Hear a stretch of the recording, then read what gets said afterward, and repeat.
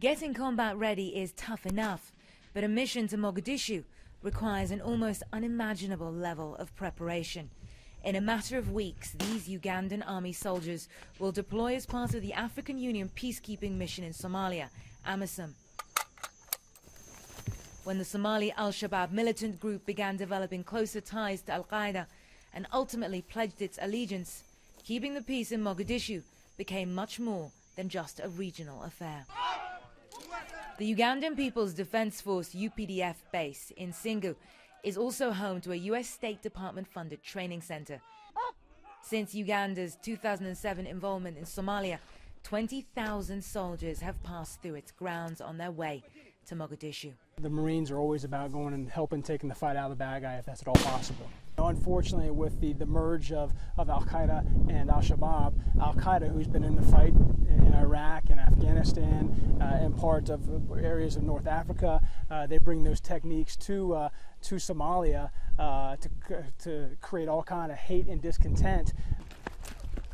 Major Mark Haley and his team of Marines all have experience of counterinsurgency operations in either Iraq or Afghanistan. In addition to the general training soldiers here receive, Major Haley's team specifically trains Ugandan army engineers in dealing with improvised explosive devices and other irregular warfare tactics. I think it's really important for Africa countries to be able to go fight Africa problems, and it's best if we can come here and advise them in a combat advisory role, if you will, so we don't have to deal with it ourselves. Somalia has become the most fiercely fought front in the war on terror, but rather than the traditional boots on the ground approach, the US, it seems, is looking to work smarter through partner nations.